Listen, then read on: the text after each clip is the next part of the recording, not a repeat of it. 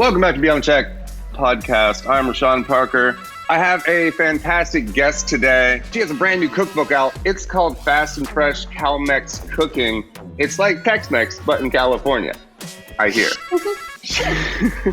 She is also the mastermind behind California Cravings blog, and her Instagram account is fantastic with a whole bunch of amazing recipes laid out for you. I just got done scrolling through them. I love them. Ladies and gentlemen, Caitlin Prettyman. Hi, thank you. Yes, you did. Yes. Thank you so much for having me. I'm so excited to be here. Yeah, all the way from San Diego. Yes, that is right. Born and raised San Diego. San Diego. Yes. I was born in Northern California, in Monterey. Nice. Oh, very cool. So, okay. Been up there a few times, but not a lot. The Redwoods. Yes. So you have this wonderful little book out now, and it is filled with just these really fun, fresh, and it is totally California. Like I it is. Get it. Yeah, Everyone who has gotten California. the book so far has told me like this just reminds me of California, which is exactly what I was going for. Well, you nailed it. Good. Good job. So you started. Well, let's just go back in time. What got you into cooking? Who inspired you to become this wonderful foodie, influencer, recipe designer? I would definitely say my mom. She was always in the kitchen cooking, so I was always in the kitchen helping her. I was always the stir for the brownies, and I got to lick the spoon afterwards, so that was always really fun for me, obviously. But then it just kind of grew when I went to college. Obviously, I was living in a dorm room, didn't really want to eat out all the time, so I just kind of picked up where I left off, started playing around with a few things, and just decided I had this big passion for cooking. So you designed your little dorm room kitchen? We had, so our dorm room it was like 3 stories, and then like the next story was a full-on kitchen. So I was just going down there every night practically and like making me and my roommate a little nice dinner for us. Oh, very sweet of you. Bet your roommate really appreciated that. Oh, she did. Yeah. She's like, I have the best roommate ever. Like, I know. So when did you start the blog? I started that probably 4 or 5 years ago now, I think. Something around there. I can never remember exactly because it started as a hobby when I was working as a catering sales manager. And I didn't really put that much time into it, and then realized I didn't really love what I was doing. So I just kind of transitioned into the whole blog world. And it worked out for you. And it seems to be working. So we're going to keep going with it. Yeah, you're crushing it. Oh, thanks. So is this the first cookbook? Yes, it is, which has been a dream of mine. So I always love to know the experience and the process that one went through when creating a cookbook. So what was yours? It was a process. I'll put it that way. A long, arduous process. I mean, it was one of those things where they tell you like, oh, you have 6 months to create it. And you're thinking like, oh, 6 months, that's a piece of cake. I can easily do it. And then you get halfway through and realize this is a lot of work here. I don't know if I can actually do this. But you did it. I did. And I am so proud of this, honestly. It was definitely a team effort, I feel like, with my husband, because he helped me with a lot of the recipe testing. When I was taking the photos, he would be my sous chef. Oh, I know. He hated it. It was awful. But just eat all this wonderful food every day. There were times when he was like, how are we going to eat all of this food? Because I was making like 3 or 4 recipes a day to photograph them and get them all done. And it was a lot, but so rewarding at the same time. You just have to throw a party after you're done shooting. Exactly. Right. Thankfully, like our parents live close to us. We were able to give some to them, some to our friends. So it all worked out. Very nice. Yeah. So are any of these your mom's recipes? Is any of this inspired from mom from back in the day, or? I would say, or is this just the way you like to eat?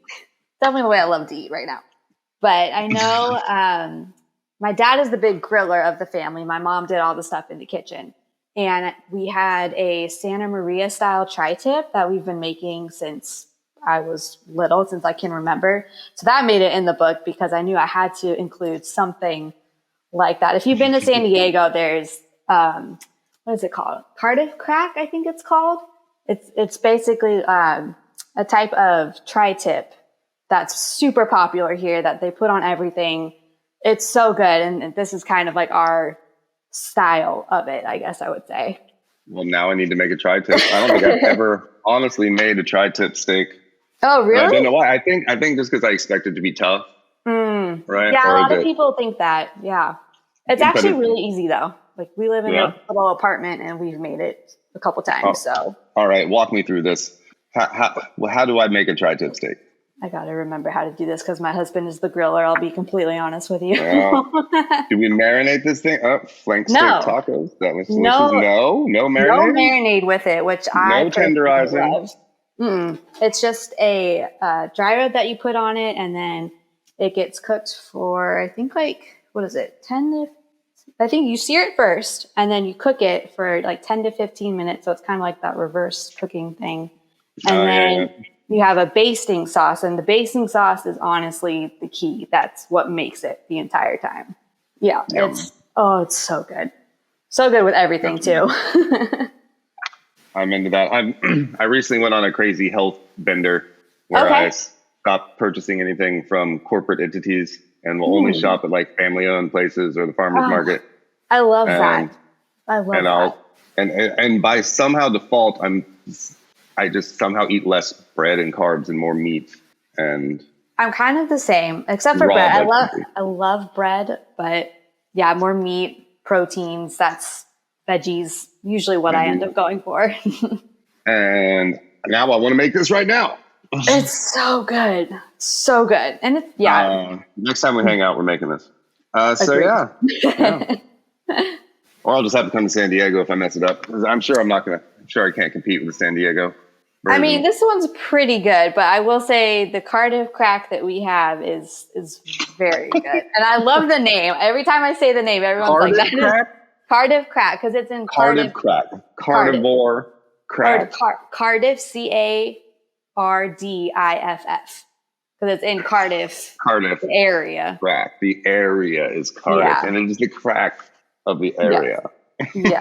I don't know where that name came from, but it's so good. Because it's that good. It is. It really is, though. It's so good. It might as well be crack. Exactly. You can just go and just purchase it, take it home. It's great. But actually good for you as opposed to crack. Exactly. I mean, just a little bit. Just a little bit. Just a touch. So I actually just watched your peanut butter Rice Krispies sandwich video. Ooh, yes. And it is summertime right now. Is there a dessert section? I don't know if I saw that. No, I really wanted to do a dessert section, but we kind of agreed to just keep it strictly to dinners and make it all about 30-minute dinners. Yeah. But I really, really wanted to include at least like 2 or 3 desserts. But that's all right. Well, that's all right. We can go to your Instagram. We can go to your website. Exactly. We still got it. But anyway, what inspired that? Because I can't eat that. I want to so bad, but I literally can't buy Rice Krispies unless I get like the healthy version. Yeah, they have like organic and like whole grain puffed stuff that I know some people have used. Yeah. Lovebird. Healthy cereal. It actually there we go. It tastes pretty good. It is not. Yeah. It's not as sweet as this is like the Cocoa Krispies. Ooh, that's good. That would even be good with it. Honestly, I've been trying to experiment with that recipe with like a bunch of different things. So, I mean, it's worth a try. And work in the Lovebird. You can get a little exactly right. Get a little shout out, a little collab going with the old Lovebird people. They're a fantastic company. I need to try them because I'm always looking for more like nutritious cereals and not like the super high sugar ones. You know, the cereal aisle is trash. Stay away from the cereal aisle. Unless you get these things. And there's another, Farmers We Know. Ooh, that one actually looks really good. I would try that one. Mm-hmm. Really good for you. Very. I know what all the ingredients are. Organic whole brown rice, organic coconut sugar, organic cacao, organic sunflower oil, which is unfortunately the only actual bad thing in here. Yeah. And sunflower lectin. Okay, I don't know what that is. Yeah, well, okay, you got most of them, so I feel like that Got kind of most counts of a them. little bit. Exactly. Theoretically, there's two different types of sunflower oil, though. So you need the high oleic sunflower oil is actually good for you, and Got then it. all the other ones are trash. Yeah. Yeah. Well, there, of course. You're like, So, dang. Well, that was fun close. things. Fun I things. know. All things I've learned recently with just being an insane Yeah. person. Yeah. Like, No, no, but I can't eat that. I feel like that's good though, because not a lot of people know what they're putting in their bodies these days, you know? So it's good that you're actually taking the initiative. Right? And everything in here, you can put in your body. There's not a single I mean, thing I in tried. here. You did pretty good. I No, thank imagine you.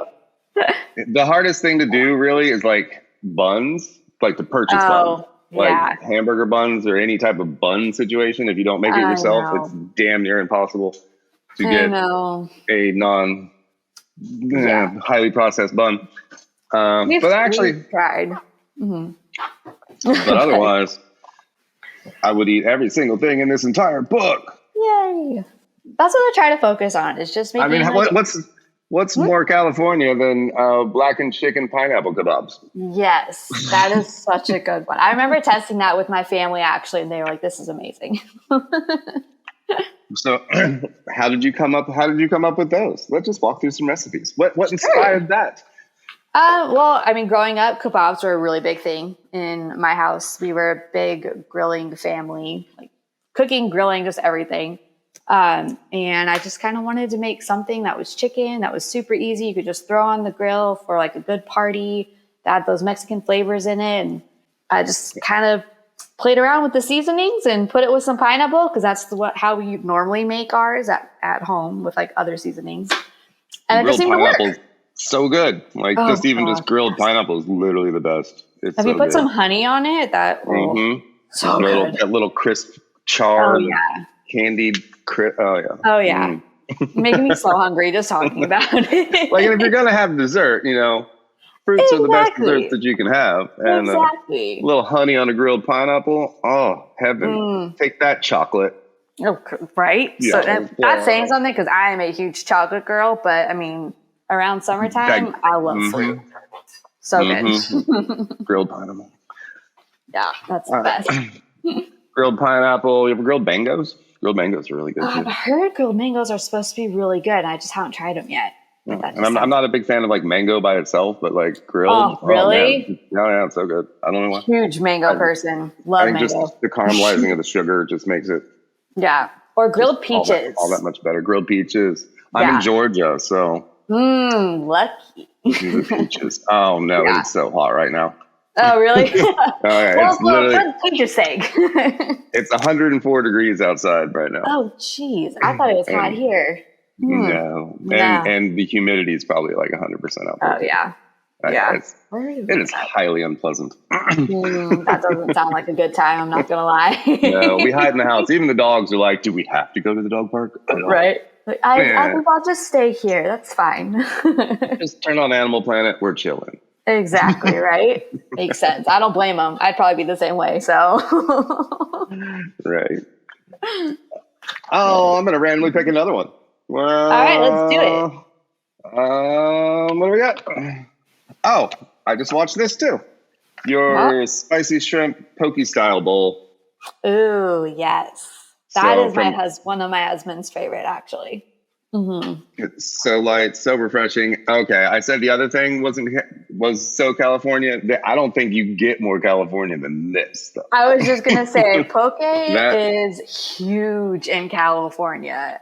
I mean, I don't really know how it is in other states, to be completely honest, but here there's like a poke shop around every corner. It feels like they might not be the best, but they're there. They're there. They're everywhere. Yeah, but what? You don't have to have your sushi in a roll. You can have it in a bowl. I love that's actually really clever. I should have put that in the book. Well, the only poke shop we have in town was on my TV show. Oh, okay. And so when we were there, that was a couple years ago. Yeah. I was like, that's what I kept saying while I was there. That's so funny. Look, guys, now you've learned. You don't have to just have sushi in a roll. True. You can have it in a bowl. We've all learned things today. I love it. I really do love it. But and really good. Yeah, and it's good for you. And I like this version because you don't have to worry about getting the sushi grade fish that most poke places have. Mm-hmm. Where it's like raw, where this is just using cooked shrimp. So you can, pretty much anyone can use it and make it, but it still has it still has all the good poke flavors to it. And if you wanted to, you could go ahead and just add some different fish if you wanted to. Oh yeah, of course. But it's super easy, and the spicy mayo totally makes it with the soy sauce. It's just It's lunchtime where you are. It's like noon. I know. I was like, I am so yet? hungry. No, I haven't. This was a big mistake. I'm so hungry right now. It's 3:00 here, and I haven't eaten yet either. Oh, yeah. That's trying to keep the coffee. Yep. I was just gonna say I have my tea with me. We're just going with keep my appetite suppressed down. So I'm scared to open the book again because I'm just going, I want that. Sweet pan poblano chicken tacos and corn salsa. Oh, that's another really good one. Yeah, I love anything with tacos. I love. Very California. Do you make the tortillas? Are you a tortilla maker? I am not a tortilla maker. I leave that to the professionals. They're actually super simple. I know. I tried a couple times and I failed miserably. So I was like, maybe not. my problem is that the presses aren't that great. And I broke the last one because it was just from Amazon. But I use a pasta roller now. Oh, really? So I put it through the pasta roller. So it's not like a round tortilla, but Yeah, but it's a tortilla still. It's a tortilla. And that works way better than trying to use, unless you have like a cast iron press or something that's like 8 bazillion tons to be able to like actually get it to flatten out. Because you can never get them thin enough. They're always super thick. At least mine were. Yeah, no, mine too. I just couldn't roll it thin enough. Yeah, it was right? Impossible. So I was like, that's a good idea. if I just put it through the freaking noodle maker. That would be a good idea because my husband's been on a huge pasta making kick, and we have one of those. And I never thought about putting tortillas. Yeah. Okay, super I'm gonna make a note of that one. Yeah. Still learning things. I just figured it out the other day after I broke the taco press, and I was like, now what do I do? Now what do I do? I'll put it through the noodle maker. Oh, that's so smart. Even then, I feel like I can never get them to taste as good as like we go to Old Town a lot in San Diego, and there's these. Yeah, they make them perfect, and they're so good and delicious. Well, it depends too if you're going to do corn or flour, right? True. So flour for the roller for surezies. That's true. Yeah. I think I've tried doing corn, and that's kind of a nightmare. But we get it just depends. I don't know. I was like, the ones are actually pretty easy. Once you get them through the thing, you just like throw them on, flip them once, right? They're done. I know. I haven't tried the corn yet. I haven't tried it. Maybe but that's probably my issue. Is that we're such big like corn tortilla people that it's just hard to make it yourself. Well, the corn ones actually aren't as bad for you at the store. Those ones you can find ones that aren't made with canola oil from like Mexico. Yeah, but the flour one's the impossibility. Like, there's I think Hero. You know the company Hero bread. Hero. That sounds familiar, actually. Probably look it up and I can see. So they do not pay me. But I love Hero. Okay. Hero. So flour tortillas that is the healthiest flour tortilla, store-bought tortilla I can find anywhere. Cool. Trust me, I've scoured the entire internet and every store. I love it. And I have to remember that one. Made with olive oil, salt, fava bean protein. Yeah. Oh, nice. Yeah, that is good. Okay. They're not cheap. These things are like $10 for like, I don't know, 6 of them in here. Honestly, nothing that is like good for you is cheap anymore at all. Nope. And it's ridiculous. It kind of makes me sad. It should be the other way around. It really should be, right? I don't understand that at all. Why is it so cheap? Like what? Why? I know. I'm always like, 99 cents. Why? That doesn't seem why. Why is it so cheap? What's but and you had to do so much more processing, so much more work to create this cheaper thing than it would to just make the real thing with 3 ingredients. I don't get it. I don't get it. Well, I know what it is. What? Well, It's excess. It's just excess stuff that companies have as runoff, right? So all the extra canola, all the because they stockpiled that during World War II. Yeah. And so much of it. They're like, what do we do? Well, let's make Crisco. Can we eat it? Can we sell it to people? Can we eat it? That's awful. Can we? Because we just used it in machinery lubricant before, but can we eat it? Let's see if we can actually eat. God, that's awful. I never thought about it that way. Yeah, but that's what happened. That's literally what happened. So then you'll notice that huge spike from the really healthy World War II people to like that slow like decline. where they just started throwing Crisco as like the healthy thing, and it wasn't. It was the most unhealthy thing for you, but they had a bunch of it and they needed to do something with it. Right. I remember my mom using Crisco. Yeah. When I was really little, she used to make pies with Crisco, and I was like, ooh. I thought I didn't think anything of it until later. my grandpa was all about all that new 50s, 60s food technology, right? So anything, I can't believe it's not butter. Yeah. Oh my gosh. I remember when that was huge. It's like, oh, that's perfect. That's exactly what I'm going to get. And I'm like, no. No, not no more. And now we all realize that real butter is actually good for you. Right? All the real stuff is actually good. That's crazy. You mean I don't want this fat-free crap? Yeah. I used to be all about the fat-free stuff, and then it just doesn't even taste that good, honestly. Like, you just kind of like trick yourself into thinking it tastes good. Because you're addicted to, your brain gets addicted to the chemical additives, right? So so your cravings get muted. Your natural cravings get muted because your addictive receptors are going off as opposed to your need receptors, right? Exactly. I crave a banana because I need potassium in my diet. I'm craving steak because I need iron in my diet. I'm craving Doritos because I need orange number 40 in my diet. Exactly, though. It's so true. We were actually talking about that. We went on a trip to Italy last year, and Italy is like the best food I've ever had in my life. Besides here, I will say. But other than that. But we noticed that when we were there, like everything is just super simple, really like fresh and local.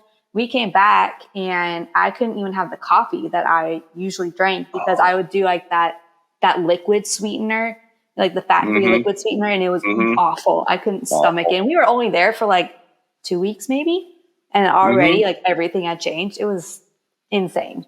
Definitely changed a lot. Say that. Like I go to Europe and like my pains go away, my swellings go away and I get back to America, and 2 weeks after being back in America, everything hurts again. Exactly. Or my husband is lactose intolerant, and he was able to actually eat cheese over there without even taking a lactose pill. And we come back here and he's like blowing up like a balloon when he has like a slice of pizza. And I'm like, this is awful. Let's all move to Italy. I would be down. Not gonna lie. Okay. As long as I can bring my Mexican food though. Right. Pizza is a hard thing to actually get healthy here too. It's almost like you can't order a healthy pizza. No, they made all of it with crap. It's all bad. None of it's good. It's sad. You have to make your own. You literally just have to make your own. I've realized this now after years of dietary whiplash from documentaries claiming one thing to things all over, because diets are all over the place. Yeah. And there's a reason that diets are all over the place is because we're all individuals. Right. And we all process everything differently. Exactly. And also the food industry has been poisoning us for 70 years. Yeah, at least, it's awful. But like we don't realize it, until like you go somewhere where it's like that. Like coming back, it's funny that you mentioned pizza because that was the one thing that we missed the most when we were there. So my husband has finally perfected. He's like looked up how they make their pizza. We buy a special flour. We do all the things. And now we make our own pizza at home. We like never order out anymore. And it's the best pizza ever, right? The best. It's so simple, but so good. Oh, I love it. I love it so much. I hate waiting for the dough to rise because I have to think ahead. I'm going to want pizza tomorrow. So make dough now. Exactly. That's why he's in charge of this, because he's much better at that, where I'm like, oh, let's have pizza tonight. Like I can't do that we now. have to rise. It's the yeast has to do things. I don't. Exactly. Yeah. He's like, it has things it's got to do. You can't just like make it now. Well, great. Right? Yeah. I guess we'll have to wait. But also, people just want what they want, and if they don't want things taken away from them, then they don't want to hear. They don't want to hear that it's bad for them. They don't want to know that their Diet Coke is killing them. Like they love their Diet Coke. They have to have it. I know. Like I'm all for indulging, but definitely a majority of like good food. I think that should be a priority, but that's just me. You notice that you notice when you do it. If you stop eating the garbage and you eat good. Just like going to Italy, just take a trip to Italy. You'll be forced to eat healthy. You can't buy anything over there that we even sell here. So no, you honestly can't. It's the best thing ever, actually. it really changed how Italy. We eat. It really did. It was crazy. But now I got to go to Italy. I just want to move to Italy. I know. We've talked about it, but we'll see. Right? Yeah. As soon as they put one of those programs out that are like, hey, exactly. If you can freelance from here, we'll give you a house. Sure. Give me Why a house. Why not? I think they do have one of those programs out right now too. It's like, I feel like I've heard. And you have like 3 years to move there, so but you have to rehab a house. So you have to actually. They're going to give you the house, but you have 3 years to rehab the house, and then it's your house. I mean, because it might not be that bad. Yeah. Right. Right. Like we could do that. Right. Just got to rehab a house. I mean, they're not that big of houses over there, So yeah, no, they're not. They're very small, which is kind of nice sometimes. But yeah, Anyway, let's move there. We're moving to Italy. Everybody's moving to Italy. Let's go. Down for that. Down. Cool. So we're all going to move to Italy, and we're going to buy all of our ingredients to make these recipes out of Caitlyn's book. While we're in Italy, that's Sugar.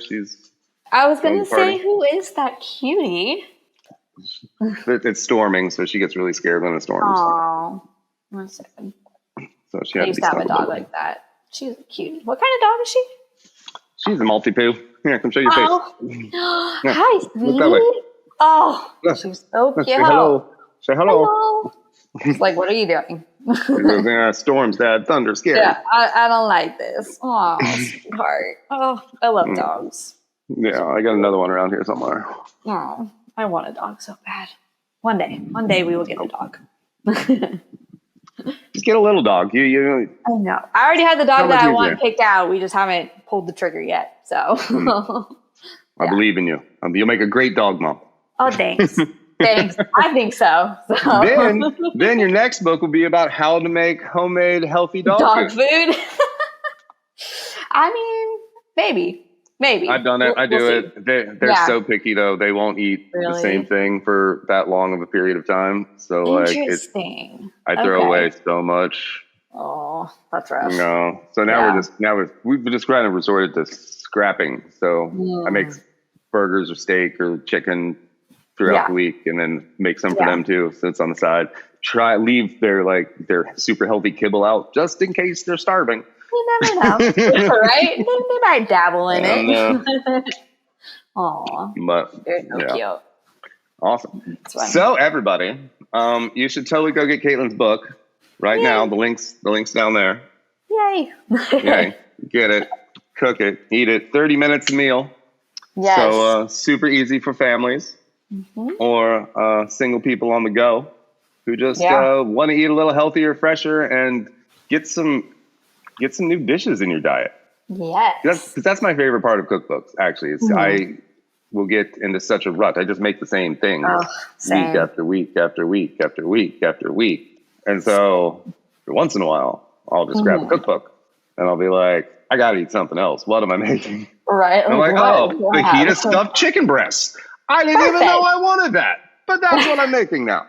That's so true. That's what I really wanted with this cookbook too, is just to make really easy recipes where like people have chicken in their freezer and they're like, what do I do with this? And then they can just figure out a super easy recipe that they don't need a ton of ingredients for. And it'll still be good. There's not a page I'd flip to that I'm like, I don't want to eat that. Grilled salmon skewers with cilantro vinaigrette. Sure, let's do it. Ooh, I love Pan-seared cod with hot jalapeno honey. I had no idea that was even a thing that I could or would want to eat. Right? I know. But now I do. But it's so good. thank you. You're welcome. Anytime you need it. I appreciate you. I can't wait for the next one, even if it's just so I can make her fresh. I know. It'll be just for her. A little Mexican spin. 2 last questions. One more time. Where can everybody find you, follow you, and get your book? So I have a website that is CaliforniaCravings.com, and I'm also on Instagram, California Cravings. My book is on Amazon and I believe Barnes and Noble. Yeah, I never know what else to say. I'm like, that's cool. it. That's where it is. That's where you can get it. And find more Caitlin. Your videos are fantastic. They're really great. I love them all. I love the book. Love you. Thanks for being here today. Tell California I said hello. Oh, I will, definitely. And last question, what are you having for dinner tonight? Or what are you going to have for lunch now? I don't know. Now I really want to make something. I really want steak, to be honest. Like after talking about the tri-tip, I was like, steak sounds so good right now. Don't think I can have that for lunch, but maybe I'll figure out something for dinner tonight. Yeah, you can have a little petite filet. Yeah, right. I still have to go to the grocery store, so I'll just pick something up maybe. Some asparagus. Yeah. I'm sure there might be something in here. Right? Might check in the freezer if I have anything frozen possibly, but... So you're playing it by ear. That's what you're telling me. Pretty much, yeah. Yeah. Don't have any plan for today. Kind of dropped the ball on that one. Well, whatever you make, I hope you enjoy it. Thank you. Thank you for being here. Ladies and gentlemen, Caitlin Prettyman, fast and fresh, Cal-Mex Cooking. Every page is a delightful, delicious exploration of California and Mexico. Go get it. Order up.